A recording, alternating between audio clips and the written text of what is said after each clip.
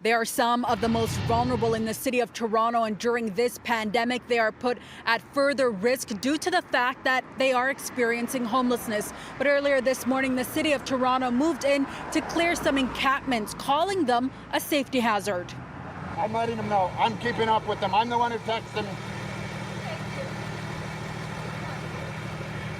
A standoff between crews and an advocate seen standing between City of Toronto trucks and a homeless encampment near Bay and Lakeshore. The video shared by an outreach worker who says the city should not be removing these campsites during the pandemic, a space that 4 people call home. You shouldn't break up encampments without sending people into good housing or hotels, because what it does is it spreads the disease. The city says the teams were clearing previously vacated encampments. A bulldozer can be seen on the property,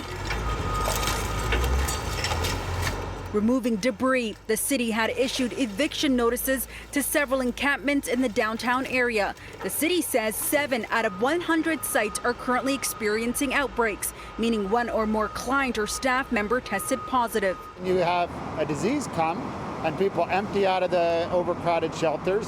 And we've seen encampments triple or quadruple because people don't want to catch the disease. Since April 29th, the city says 97 people have been removed from encampments to safer inside spaces. Another 58 will be removed inside next week. The spaces are inside shelters, respite centers, community centers, interim housing apartments, and hotels. Shelter and housing of that kind represent the answer, not tents.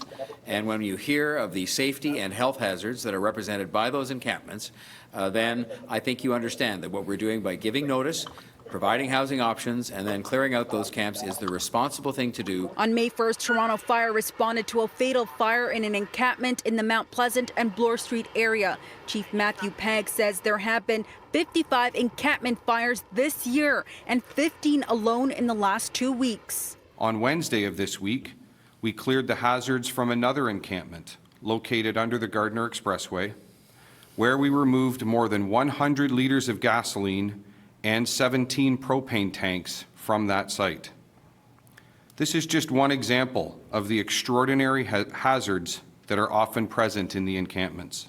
It is all too common for us to encounter numerous propane cylinders, gas cans, and other major hazards while performing search and rescue and firefighting operations in encampments. Greg Cook, who was at another campsite today, says some of those living in the encampments were offered hotel rooms, but he's wondering why there isn't a moratorium on clearing encampments, especially at a time where some don't have a home. People's kind of livelihood and homes basically are there, and to kind of do that, we know it puts people's lives at risk even without COVID, but especially with COVID. Chief Pegg says the city will be following up on that brief standoff from earlier today and any complaints that have arisen from today's events. For City News, I'm Faiza Amin.